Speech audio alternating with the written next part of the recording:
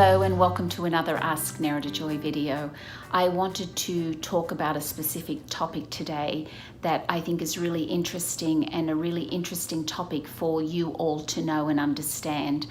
It is, I follow a lady on my Instagram and her name is Lab Muffin Beauty Science. She has a really great, a very informative Instagram, and she puts out a lot of posts and blogs about very informative things for us esties. It's important. I think that it's something that you all should follow her. The reason being, one of her later blogs that she wrote about was comedogenic versus non-comedogenic products. And what's so important, and I'm so glad that she mentioned about this, because this is something that a lot of people do not understand, is that there is a scale of ingredients that are comedogenic and ingredients that are not. And in her last blog she lists a lot of ingredients, the actual scale from 1 to 5 where they are. And as she explains in her blog, that it was two men back in the 1970s that when they first started doing testing for comedogenicity products, that they would put it inside a bunny's ear and they would test how comedogenic these products were, because within the bunny's ear, that skin was much more sensitive than the skin on a human's face. So if something proved to be comedogenic, meaning causing pimples and congestion in the ear, then it would definitely cause that on the face. So since then, the 1970s, of course, there's different things that play a big role in this, and that is that it depends on, number one, how much product you put on the skin. So in other words, that's why I say it's everything in moderation, because if you're using a lot of any one ingredient, that can be a problem. But on a smaller scale, it may not be a problem. So quantities depends a lot in how they affect the skin. And then what she also says in her blog is that everybody's different. So in other words, what might be, comedogenic to one person isn't comedogenic to another person.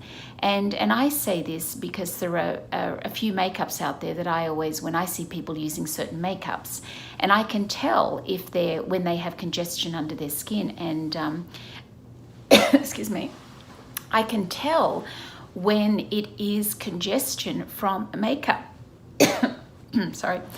I can tell when it's congestion from a makeup. So I think that, but what might be a particular brand that might be very comedogenic to one's skin may not be comedogenic to my skin. And that is something that's really important, that you understand that everybody's different.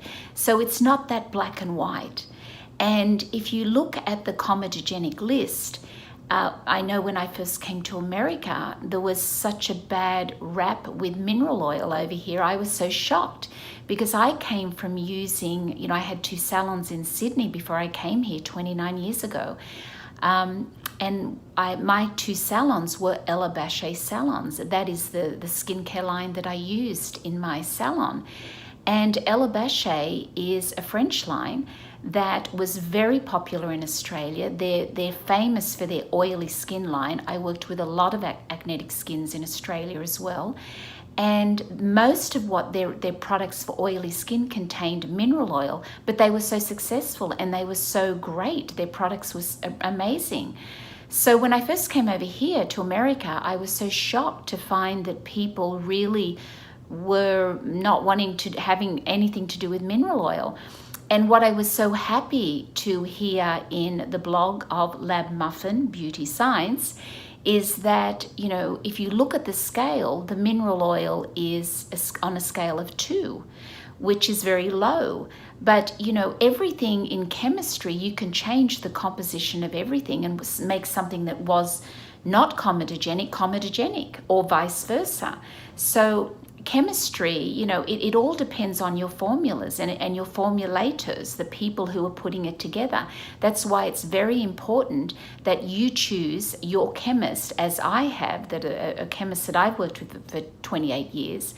very carefully, because you have to be on the same understanding and understand skin. You have to have the same values. You have to understand, this 1+1 doesn't always equal 2 in chemistry. So, and certainly not with people, because we're all so different and everyone's skin is so different. So, on that scale, that comedogenic scale that Lab Muffin Beauty Science has on their list, you will see coconut oil being 4 or 5, which is very high. And that's why, I always say, why are people using coconut oil on their face? I don't understand it, because that is one ingredient I wouldn't even put on my face, and I'm not an oily skin. Not to say coconut oil is not good for you, but generally you have to be very careful with certain ingredients. And if it's combined in a certain way or mixed in a certain way, then it's possibly okay for certain people. But if you look at this scale that she has listed, it's very interesting for you Esties and you consumers out there too, to see what's comedogenic and what isn't, and just how the scale, how it varies in different things, in different situations, and how it's just not black and white. So that's why you can't be strong-headed about a certain ingredient being comedogenic, because it all depends on a lot of different factors, and that's something that you have to understand. Now, I am pretty headstrong when it comes to coconut oil, not using it on the face, and the other one is essential oils. I'm not a huge oil fan, as a lot of you know already. I do believe very strongly in essential oils. I believe that they're great in very small quantities. I believe they are not respected in the sense that they affect people on a mental, emotional, and physical level, and that sometimes people are just too heavy-handed with essential oils. They need to be used very sparingly. They are very powerful and very potent, and because of this, they need to be respected and used very carefully. I think they are wonderful, but I do not use them on the face. And I believe that oils are really overdone, and we are everyone's into an oil fad here. Do be careful, because although a lot of them are great, the molecules of a lot of the oils are very large. That means they don't penetrate as well as people think they do, and also they can be comedogenic. So I have a lot of clients that come in that are using some oil that they've heard about that's antibacterial, but because they're an acnetic skin, they're using it because they heard it was a great antibacterial, inflammatory type of an oil. Those kinds of things are a big problem. So you have to be very careful about oils, and you have to be very careful about using coconut oil directly on your skin. And that's something that I wanted to mention.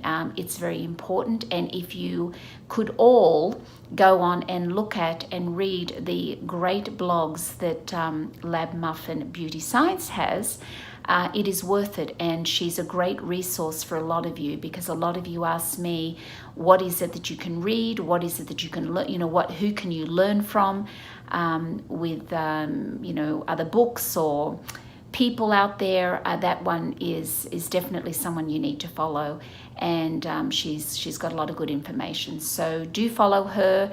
Again, thank you for watching another Ask Nerida Joy Q&A, and I will be back to see you again soon. Bye bye.